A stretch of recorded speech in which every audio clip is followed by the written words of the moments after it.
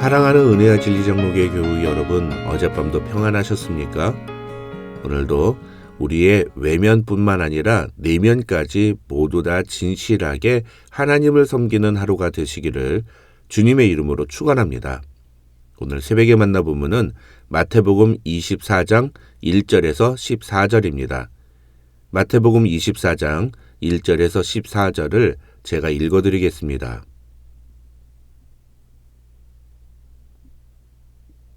예수께서 성전에서 나와서 가실 때에 제자들이 성전 건물들을 가리켜 보이려고 나아오니 대답하여 이르시되 너희가 이 모든 것을 보지 못하느냐?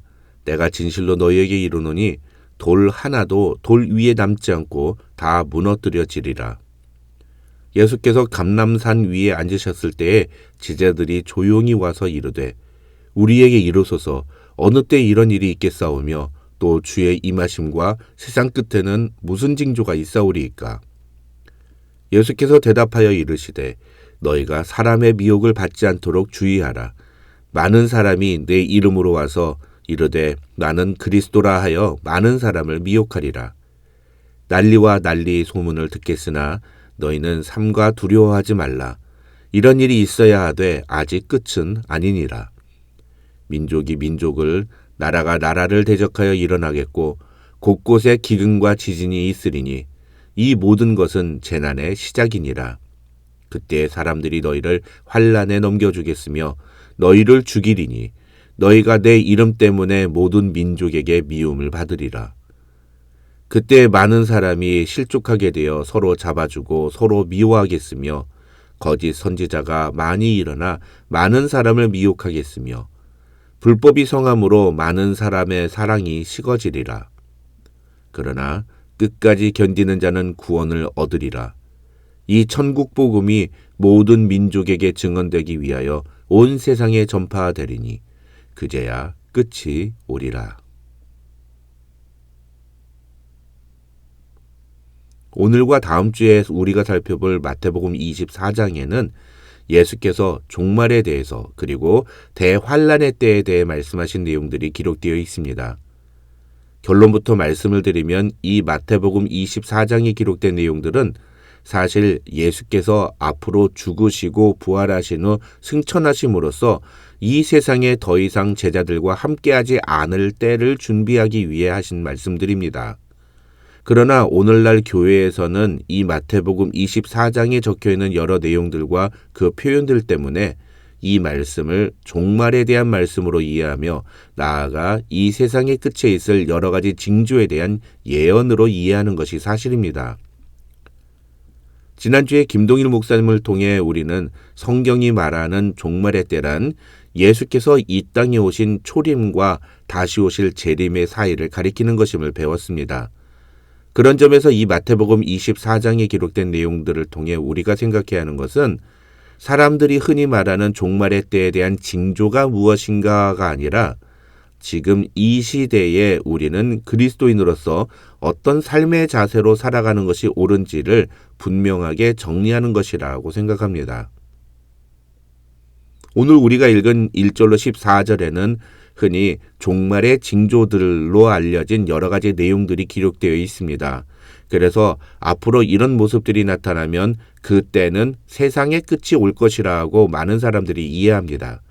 실제로 14절을 보면 예수님도 그제야 끝이 오리라는 표현을 사용하시기 때문에 우리가 그렇게 이해하는 것도 무리는 아닙니다. 하지만 학자들은 이 1절로 14절의 내용을 이해하는 데 매우 중요한, 어떻게 보면 이 내용을 빼놓고 말세의 징조들에 대해서 이야기하면 안 되는 그런 내용이 있다고 주장합니다. 그것이 바로 1절로 3절의 내용입니다. 사실 이 1절로 3절의 내용은 어제 우리가 살펴본 23장 37절부터 39절까지의 내용과 연결이 됩니다.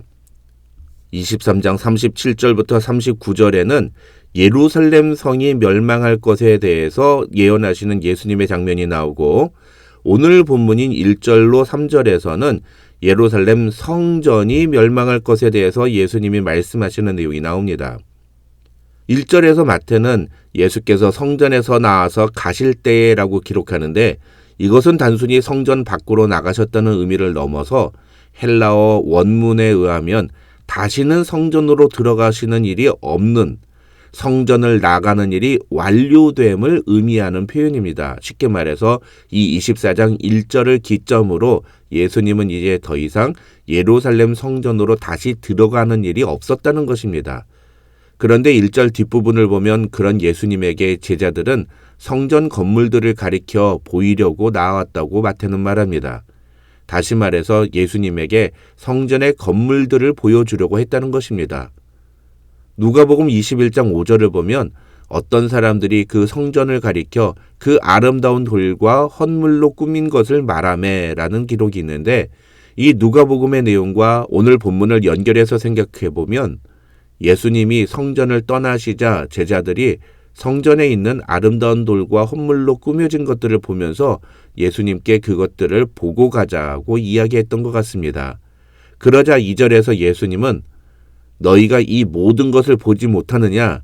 내가 진실로 너희에게 이르노니 돌 하나도 돌 위에 남지 않고 다 무너뜨려지리라 하고 말씀하십니다.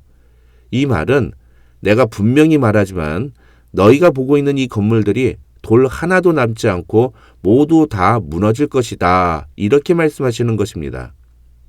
제자들은 예수님이 무슨 말씀을 하시는지 제대로 이해하지 못했습니다. 그래서 제자들은 예수님이 성전을 나와서 감람산으로 가셨을 때 거기서 예수님께 아까 하신 말씀이 무슨 뜻인지, 그런 일이 언제 있을 것인지에 대해 묻습니다. 여기서 우리는 3절 끝부분에 나오는 또 주의 임하심과 세상 끝에는 무슨 징조가 있사오리까 라는 제자들의 말 때문에 이 마태복음 24장의 내용을 세상의 종말에 대한 내용으로 이해합니다.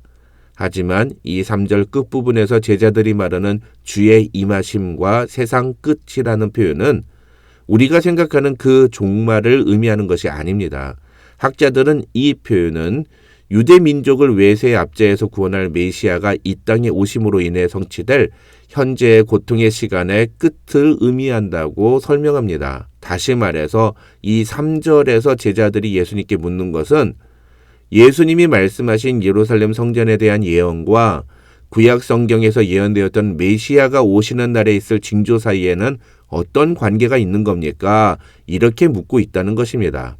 그러니까 이 마태복음 24장에서 예수님이 말씀하시는 내용은 사실 이 세상의 끝, 그러니까 종말의 때에 있을 징조가 아니라 AD 70년경에 있을 예루살렘 멸망과 관련된 내용을 의미하는 것이라는 것이 학자들의 주장입니다. 그러나 그럼에도 불구하고 대부분의 학자들은 이 마태복음 24장에서 예수님이 하신 말씀들을 장차 예수님이 다시 오실 재림의 때에 있을 징조들에 대한 내용으로 해석하는 것도 틀린 해석은 아니라고 주장합니다. 다만 중요한 것은 여기에 기록된 거의 모든 내용이 지난 2000년 기독교 역사에서 계속 나타났던 사건들이고, 이것은 곧 지금 우리가 살아가는 이 시간이 바로 종말의 때임을 이야기하고 있는 것이라는 사실입니다. 그렇다면 내용을 조금 좁혀서 이제 4절로 14절에서 예수님이 그 종말의 때를 살아가는 제자들에게 당부하신 내용들을 살펴보겠습니다. 앞서 말씀드린 것처럼 대부분의 사람들은 이 마태복음 24장을 통해서 종말의 때에 나타날 징조들에 대해서만 관심을 갖지만, 사실 우리가 주목해야 하는 것은 그런 일을 겪게 될 우리에게 예수께서 당부하시는 바른 자세들입니다. 첫째로 4절을 보면 예수님은 너희가 많은 사람의 미혹을 받지 않도록 주의하라고 말씀하십니다. 왜냐하면 종말의 때일수록 많은 사람들이 자신을 그리스도라 주장하며 미혹할 것이기 때문이라는 것입니다. 종말의 때를 살아가는 성도가 가져야 할 첫 번째 자세는 거짓 교사들의 잘못된 가르침에 미혹되지 않는 것입니다. 그러기 위해 우리는 오직 하나님의 말씀만을 우리의 기준과 지표로 삼고 그 말씀대로 살기 위해 노력해야 합니다. 둘째로 6절에서 예수님은 난리와 난리 소문을 듣겠으나 너희는 삼가 두려워하지 말라고 말씀하십니다. 여기서 난리란 쉽게 말하면 전쟁을 의미합니다. 종말의 때가 되면 여기저기서 전쟁의 소문이 들려올 것이라는 겁니다. 그러나 예수님은 그런 것들 때문에 두려워하지 말라고 말씀하십니다. 이 말은 그런 소문들 때문에 신앙에서 벗어나거나 믿음을 잃지 말라는 뜻입니다. 왜냐하면 인간은 두려움에 사로잡히게 되면 본능적으로 행동하는 경우가 대부분이기 때문입니다. 그런데 우리를 두렵게 하는 소문은 단순히 전쟁만이 아닙니다. 7절을 보면 곳곳에 기근과 지진이 있을 것이며 9절에서는 심지어 그때에 사람들이 너희를 환난에 넘겨주겠으며 너희를 죽이리니 너희가 내 이름 때문에 모든 민족에게 미움을 받으리라고 예수님은 말씀하십니다. 예수를 믿는다는 것 때문에 핍박과 박해를 받게 될 것이라는 뜻입니다. 실제로 로마 제국은 약 300년 동안 기독교를 핍박했으며 그 기간 동안 수많은 기독교인들이 순교의 제물이 되었습니다. 예수님은 그런 일을 겪더라도 두려워하지 말라고 말씀하시는 것입니다. 하지만 그것이 끝이 아닙니다. 10절과 12절을 보면 그때 많은 사람이 실족하게 되어 서로 잡아주고 서로 미워하겠으며 불법이 성함으로 많은 사람의 사랑이 식어지리라고 예수님은 말씀하십니다. 이것은 불신자에 의한 핍박과 박해가 아니라 이제까지 한 교회 식구였다고 생각했던 사람들에 의한 배신과 그로 인한 고난을 의미하는 것입니다. 그리고 이런 일은 결국 교인과 교인들 사이에 불신과 무관심을 증폭시켜서 서로가 서로를 더 이상 사랑하지 않는 것이 당연한 상황을 만들 것이라고 예수님은 말씀하시는 것입니다. 그런데 여러분, 솔직히 오늘날 교회가 이런 모습 아닙니까? 어제까지 같이 신앙생활을 했다는 교인들 때문에 우리가 상처받고 핍박받고 고통당하는 경우가 얼마나 많습니까? 그래서 전에도 한번 말씀드렸습니다만 오늘날 교회에서는 사람은 믿을 대상이 아니라는 말이 상식처럼 통하고 있지 않습니까? 예수님이 12절에서 말씀하시는 많은 사람의 사랑이 식어지리라는 말씀이 바로 이런 상황을 두고 하는 말씀이 아닌가 저는 그렇게 생각합니다. 그런데 그런 일들 때문에 어떤 일이 벌어집니까? 신앙에서 멀어지고 교회를 더 이상 나오지 않는 사람들이 허다합니다. 오늘 본문에서 예수님은 그런 일을 겪더라도 믿음에서 벗어나지 말라고 우리에게 말씀하고 있는 것입니다. 13절에서 예수님은 이렇게 말씀하십니다. 그러나 끝까지 견디는 자는 구원을 얻으리라. 마지막으로 14절에서 예수님은 이 천국 복음이 모든 민족에게 증언되기 위하여 온 세상에 전파되리니 그제야 끝이 오리라 하고 말씀하십니다. 그러면 이 말씀은 우리에게 무엇을 요구하시는 것일까요?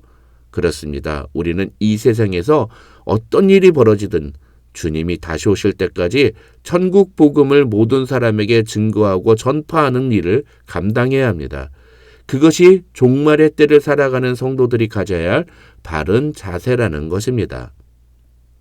오늘 말씀을 통해 종말의 때에 있을 징조에만 관심을 갖는 것이 아니라 그 종말의 때에 우리가 보여야 할 바른 자세가 무엇인지를 바로 알고 예수님이 우리에게 요구하시는 모습을 끝까지 지키는 믿음의 사람들이 되시기를 주님의 이름으로 축원합니다.